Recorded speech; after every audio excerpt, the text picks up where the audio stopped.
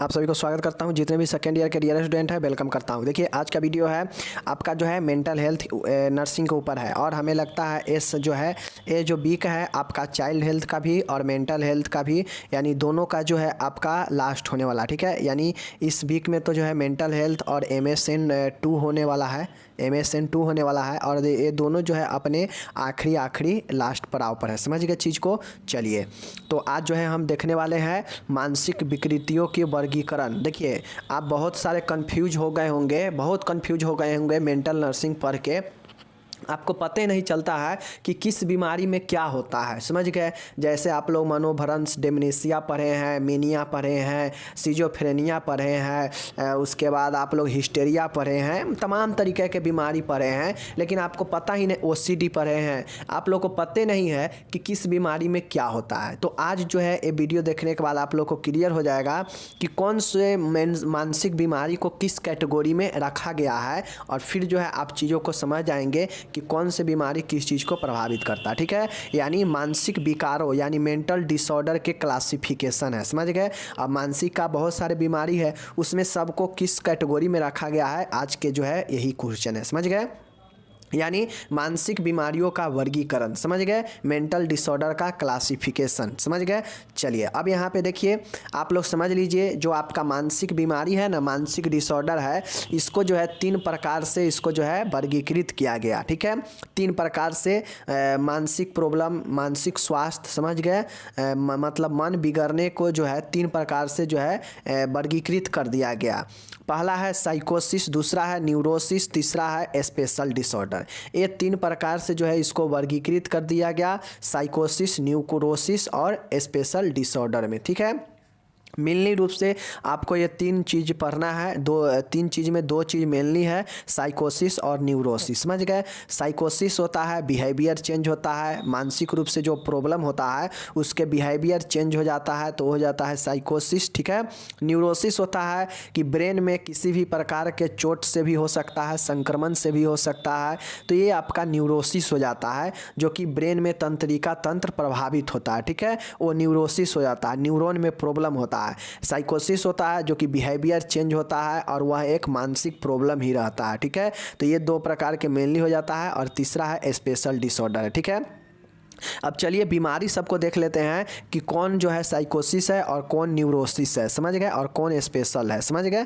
चलिए पहला साइकोसिस देख लीजिए, इससे 3 भागों में विभाजित किया गया है। अब जो साइकोसिस है मतलब जो आपका मनोविक्षिप्त जो है, साइकोसिस का मतलब क्या होता है, मनोरोग, समझ गए, मनोरोग, मानसिक रोग, समझ गए। स्नायु रोग मतलब तंत्रिका तंत्रीय रोग, समझ गए। विशिष्ट रोग मतलब स्पेशल डिसऑर्डर। पहला है मनोरोग साइकोसिस। साइकोसिस को 3 भागों में भी विभाजित किया गया, ठीक है। फिर से साइकोसिस को 3 भाग में विभाजित किया गया, ठीक है। देखिए जो साइकोसिस है, जो मनोरोग है, पहला है ऑर्गेनिक साइकोसिस है, मतलब ऑर्गेनिक मनोरोग है, समझ गए। दूसरा जो है कार्यकारी मनोरोग है, फंक्शनल मनोरोग है, समझ गए। और तीसरा जो है अफेक्टिव साइकोसिस है, अनुभूति मनोविक्षिप्त है, समझ गए। तो देख लीजिए क्या है यहाँ पे, आप लोग इसको याद। अब साइकोसिस में जो है पहला है ऑर्गेनिक। ऑर्गेनिक में मात्र 2 ही होता है, एक होता है डेलेरियम और एक होता है डेमनेशिया, समझ गए। एक क्या होता है, डिलेरियम होता है और एक डेमनेशिया होता है। मनोभ्रंश हम लोग पढ़ चुके हैं और डिलेरियम जो है आज पढ़ने वाले हैं। क्या है, डिलेरियम के बारे में अभी इसी वीडियो में हम लोग पढ़ेंगे, ठीक है। तो आप लोग क्या समझे कि ऑर्गेनिक जो मानसिक विकार है या आपका डिलेरियम है और डेमनेशिया, ये दोनों जो है ऑर्गेनिक टाइप का है, समझ गए। है मनोरोग ही लेकिन ये ऑर्गेनिक है, समझ गए, ऑर्गेनिक है। अब यहाँ पे फंक्शनल है। अगर ये चीज़ें होता है, अगर जो है फंक्शनल साइकोसिस किसी को अगर होता है, मतलब है मानसिक रोग ही लेकिन फंक्शनल अगर टाइप का होता है, तो उसके जो भी होगा उसके मानसिक में जो है वो प्रॉब्लम हो जाएगा, मतलब उसके मन में जो कार्य करने का जो कार्यकारी जो फंक्शनल है वो प्रभावित हो जाएगा। और जब मनोरोग में जो है कार्य करने की चीज़ प्रभावित हो जाएगा तो वो जो है आपका फंक्शनल साइकोसिस होता है, समझ गए। वैसा मानसिक रोग जिसमें कार्य करने में जो है बाधा उत्पन्न होता हो, करना कुछ करते कुछ, ठीक है। तो ये कार्यकारी मनोरोग होता है, फंक्शनल साइकोसिस होता है, ठीक है। ए सिंपल होता है, साधारण होता है। यह जो है हेबेफ्रेनिक होता है। क्या होता है? हेबेफ्रेनिक होता है। कैटाटोनिक होता है, कैटाटोनिया होता है। ठीक है। पैरानोइड चित्त विक्षेपी होता है।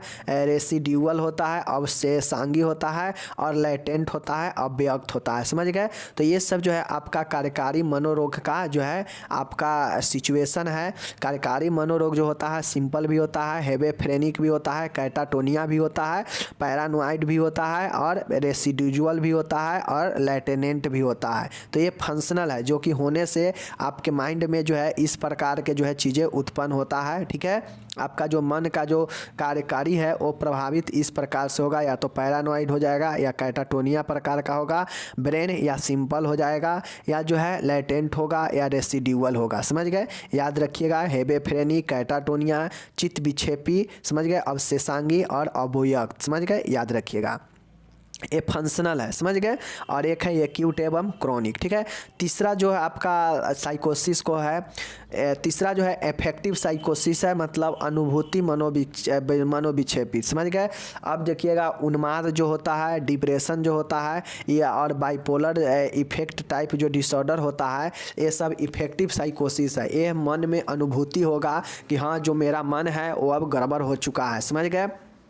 ये पता चलता है व्यक्ति के अंदर। समझ गए ना? यह इफेक्टिव होता है, यह व्यक्ति के अंदर जो है अनुभूति करता है, प्रभावित करता है। मेनिया, उन्माद, समझ गए, और डिप्रेशन, समझ गए, और बाइपोलर डिसऑर्डर, इस प्रकार के जो रोग होता है वह इफेक्टिव साइकोसिस नहीं होता है। समझ गए? तो चीज़ को समझ गए, 3 प्रकार का साइकोसिस जो है 3 प्रकार में होता है। चीज़ को समझ गए। पहला ऑर्गेनिक साइकोसिस, दूसरा जो है इफेक्टिव साइकोसिस, और तीसरा जो है आपका यहाँ पे फंक्शनल साइकोसिस। ठीक है। चलिए, अब यहाँ पे जो दूसरा हम लोग देखे हैं 3 प्रकार से जो विभाजित किया गया है ना, उसमें जो दूसरा है बी नंबर का न्यूरोसिस है। ये निम्न प्रकार के होते हैं। समझ गए? देख लीजिए, न्यूरोसिस जो होता है ये होता है एंजाइटी न्यूरोसिस होता है। समझ गए? अधीर विक्षिप्तता, एंजाइटी होता है। ऑब्सेसिव कंपल्सिव, OCD, समझ गए? OCD जिसको होता है वह न्यूरोसिस होता है। उसके तंत्रिका तंत्र में बाधा उत्पन्न होता है। समझ गए? न्यूरॉन में। उसके बाद है रूपांतरण प्रतिक्रिया, कन्वर्जन रिएक्शन, व्यक्ति के अंदर जो है कन्वर्जन रिएक्शन होता है। उसके बाद डिसोसिएट रिएक्शन होता है, प्रीतकारी प्रतिक्रिया होता है, फोबिया होता है, डर लगता है। डर कब लगता है? व्यक्ति के तंत्रिका तंत्र में प्रभावित होता है तो जो है उससे डर उत्पन्न होता है। ठीक है। स्नायु अवसाद, न्यूरोटिक डिप्रेशन, व्यक्ति के अंदर जो है न्यूरोटिक डिप्रेशन आता है तो क्या होता है? स्नायु अवसाद आता है, मतलब उसके तंत्रिका तंत्र जो है प्रभावित होता है, जिससे डिप्रेशन में व्यक्ति जाएगा तो ये न्यूरोटिक डिप्रेशन होगा। उसके बाद है डिपर्सोना है अव्यक्तीकरण। समझ गए? डिपर्सोना है। उसके बाद आएगा न्यूरोसेथेनिया, तंत्रिका अवसाद। समझ गए? क्या है? न्यूरास्थेनिया। समझ गए? न्यूरास्थेनिया का मतलब है तंत्रिका अवसाद। और ये सब जो है आपका क्या है? समझ गए ना कि ये सब जो है आपका न्यूरोसिस प्रॉब्लम है। तो 3 प्रकार से होता है आपका साइकोसिस, न्यूरोसिस और विशिष्ट रोग। तो जो साइकोसिस है उसको 3 भागों में विभाजित किया गया है। 3 भागों में विभाजित किया गया है। उसमें है ऑर्गेनिक साइकोसिस, ठीक है, फंक्शनल साइकोसिस, और आपका नेक्स्ट है क्या चीज़? नेक्स्ट जो साइकोसिस है इफेक्टिव साइकोसिस। जो ऑर्गेनिक साइकोसिस है उसमें 2 बीमारी है, एक है डेलेरियम और एक है आपका डेमनेशिया। ठीक है। दूसरा जो है आपका दूसरा है फंक्शनल में बहुत सारे हैं। ठीक है। चित्त विक्षेपी है। ठीक है। उसके बाद आपका जो है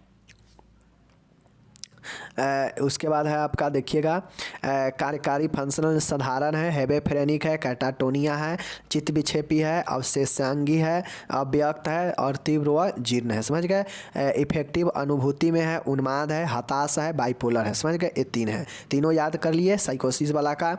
अब न्यूरोसिस में होता है एंजाइटी न्यूरोसिस है, ऑब्सेसिव कंपल्सिव है, कन्वर्जन रिएक्शन है, डिसोसिएटेड रिएक्शन है, न्यूरोटिक डिप्रेशन है, स्नायु अवसाद है, फोबिया है, ठीक है, डिप्रेसोना है, ठीक है, अव्यक्तीकरण है, उसके बाद न्यूरोस्थेनिया है, तंत्रिका अवसाद है। ठीक है। ये सब आपका न्यूरॉन में होने वाला समस्या है। समझ गए? जिसको न्यूरोसिस बोलते हैं। ओके, चलिए तीसरा यहाँ पे आप लोग देखिएगा विशिष्ट रोग है, स्पेशल डिसऑर्डर है। स्पेशल डिसऑर्डर के प्रकार निम्न है, ठीक है, देख लीजिए।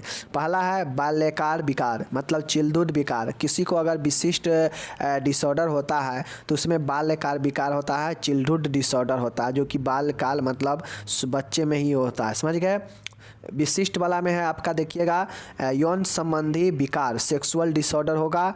मानसिक मंदता, मेंटल रिटार्डेशन होता है। ये सब जो है विशिष्ट प्रकार के जो है मानसिक रोग होता है, जो कि सेक्सुअल डिसऑर्डर, मेंटल रिटार्डेशन, ठीक है, और चिल्ड्हुड डिसऑर्डर, ठीक है। तो तीनों याद रखिएगा। क्या याद रखें कि मेंटल डिसऑर्डर को 3 वर्गों में विभाजित किया गया, साइकोसिस, न्यूरोसिस और स्पेशल, ठीक है। साइकोसिस में 3 प्रकार से जो है बांटा गया है, साइकोसिस में भी 3 प्रकार से बांटा गया है, ऑर्गेनिक, फंक्शनल और इफेक्टिव, ठीक है।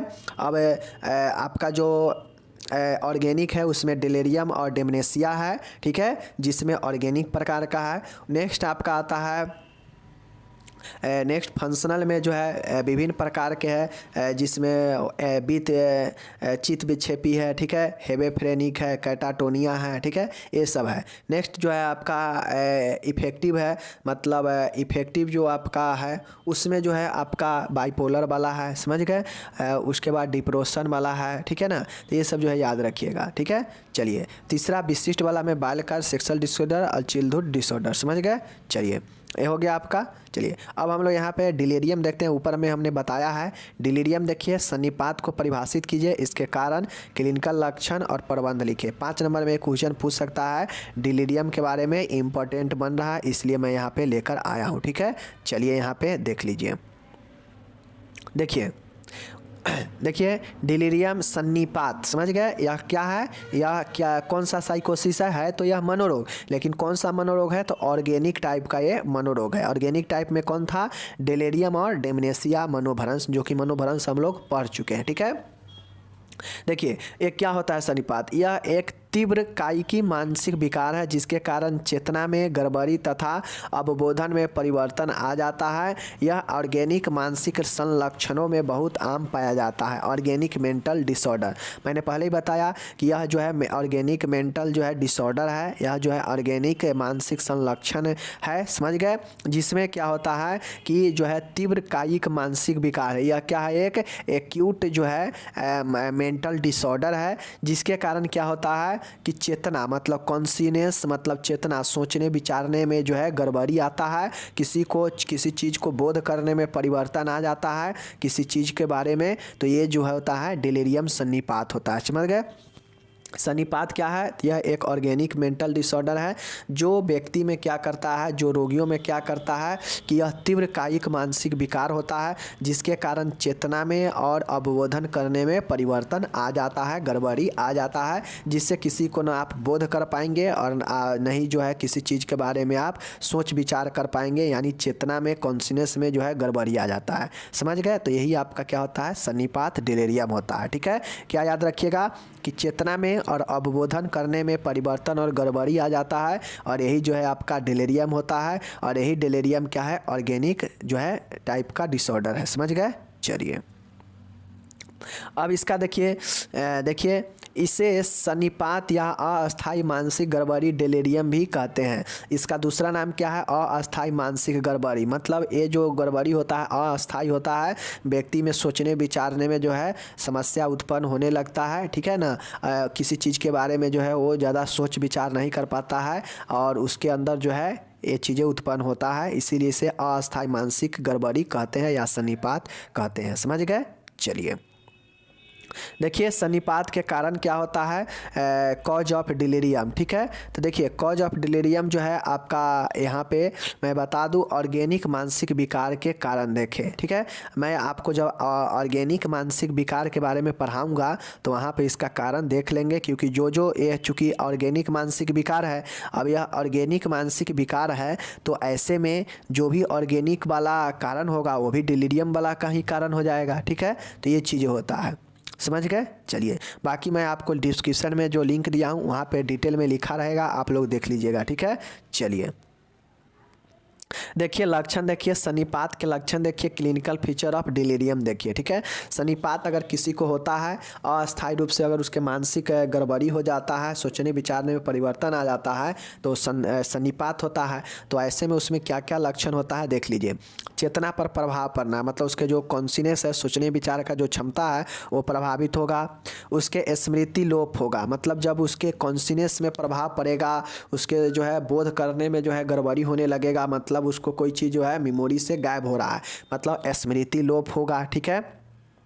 आकस्मिकता हो सकता है, समझ गए ना, उससे जो है आकस्मिकता हो सकता है, ठीक है। उसके बाद भावनात्मक अस्थिरता, व्यक्ति में जो है भावनात्मक अस्थिरता रहेगा, उससे डर लगेगा कि हम अपने जो है मेमोरी को लॉस कर रहे हैं, हमें कुछ याद नहीं आ रहा है, हम क्या करें, बेचैनी आने लगेगा, व्यक्ति डिप्रेशन में जा सकता है, चिड़चिड़ापन हो सकता है, ठीक है। तो ये सब जो है भावनात्मक अस्थिरता हो सकता है व्यक्ति के अंदर, ठीक है।